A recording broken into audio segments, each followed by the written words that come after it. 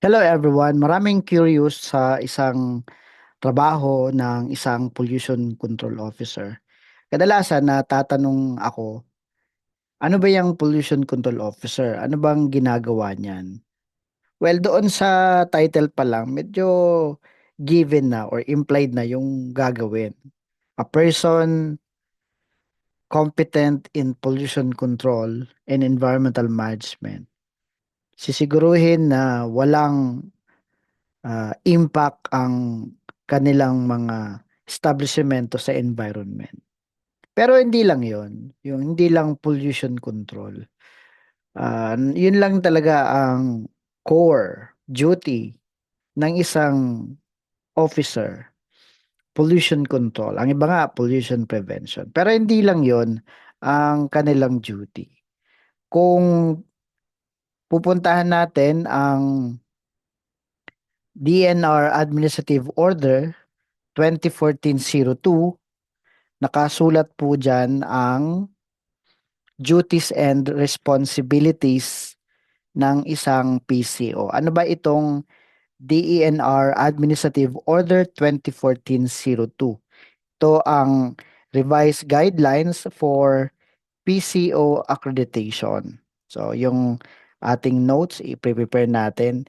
Dito sa DAO 2014-02, guidelines for PCO accreditation. Alam nyo, kapag ka-accredited ka ng DENR, Environmental Management Bureau, Regional Office, magkakaroon ka ng duties and responsibilities, accountabilities.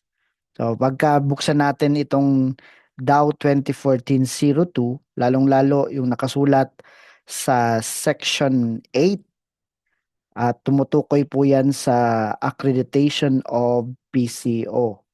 Sabi dito, kapag ikaw ay mayroong accreditation, certificate of accreditation, naglalaman yan ng, among others, the responsibilities and accountabilities of the PCO. At ano yung mga responsibilities na yan? So, para malaman mo yung responsibilities ng isang PCO, pupunta ka sa Section 10 ng DAO 2014-02. So, nandyan ang ating duties and responsibilities guideline. Yan. Ano ba ang duties and responsibilities ng isang accredited PCO? Nasa Section 10. So, kung babasahin natin to isa-isa, aabot tayo ng 21 duties. Madami po ito. So basahin natin ang mga duties and responsibilities na ito. At i-summarize natin sa ilang bagay. Number one duty of the PCO is, together with the managing head, ensure compliance with the requirements of PD 1586, RA 6969, RA 8749, RA 9003, RA 9275, their respective implementing rules and regulations, and other pertinent rules and regulations. So, isa sa duty ng PCO ay ensure compliance to environmental laws. Yan, environmental compliance yan. Napaka lawak niyan kasi paano mo masisiguro na nagko-comply ang company sa mga requirements ng environmental laws? Well, meron ka dyan mga permits, meron ka dyan mga monitoring, meron ka dyan reporting. Ang dami-dami niyan. Pero that's the main duty, that's one duty of the PCO, to ensure environmental compliance. Makakalimutan mo na ang lahat ng bagay pero ito hindi. So bilang PCO, isa sa ginagawa mo ay magsiguro na compliant ang company mo sa requirements ng Philippine Major Environmental Laws.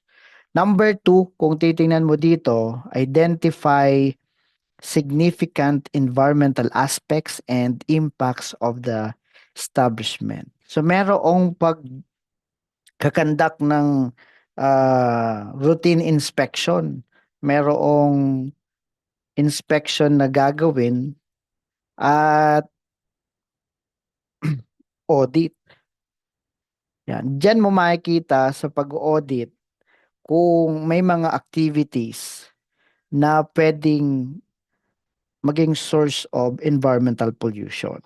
You need to identify activities that will likely cause significant environmental impact. Kailangan mong bisitahin ang iyong mga pasilidad. Kung hindi, baka nalusutan ka na ng mga activities na nakakasira na pala ng ating kapaligiran.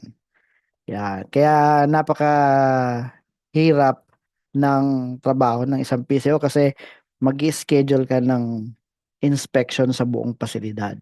Well, kung maliit ang size, area, at saka yung type ng project, madali lang ang inspection. Pero there are projects na sobrang laki ang size, sobrang dami na activities na kailangan mong inspectionin. At number three na sinasabi na activity or duty ng isang PCO, attend to all permitting and registration requirements of the establishment prior to the construction, installation, or operation of pollution sources and control facilities. So, hindi lingid sa ating kaalaman ang ating mga construction, installation, operation, may mga required government permits. Kaya as a PCO, you need to secure relevant permits at saka ensure registration. Ang iba naman talaga, nagsisimula sa registration ng company profile, nagsisimula sa pagre-rehistro sa mga platform ng government agency, and then you will proceed with application of relevant permits. Ang iba, hindi talaga permits ang kailangan, irerehistro mo lamang. Kaya kailangan gawin ito ng isang PCO. At meron ditong connotation na ensure acquisition of permits and or registration before construction. Minsan na malalaman mo nag-ooperate na saka pa lang magsisecure ng permit. Kaya mahirap din to dahil minsan ang PCO hindi naman agad makakapag-decide kailangan ng permit ito. Merong mas mataas sa kanya na nagsasabing, oh sige, gawin mo na yan.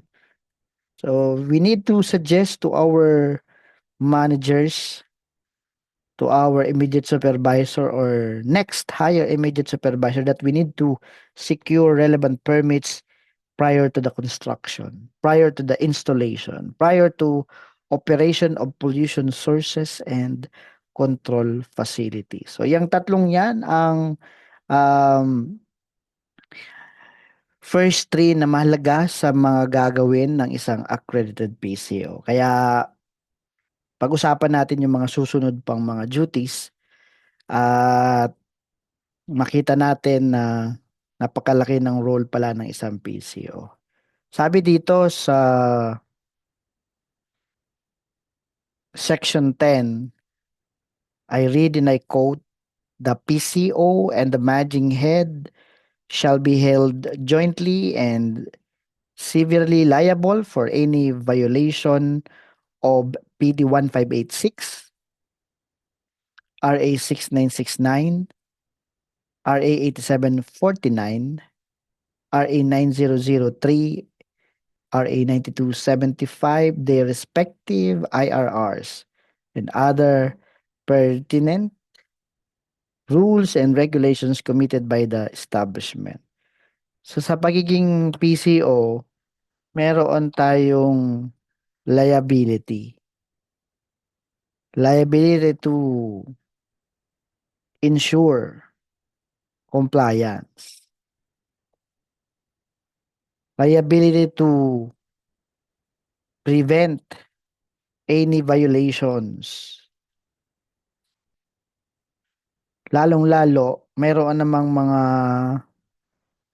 guide na sa atin kung paano mapiprevent ang mga violations na yan.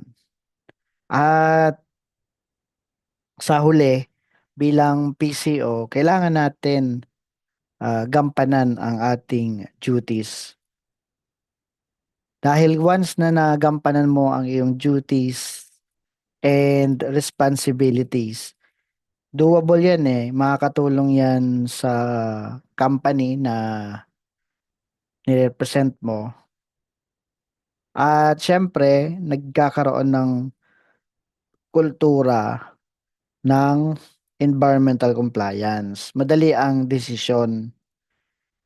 Napakaganda na pangungunahan mo bilang PCO ang paggawa ng kulturang compliance.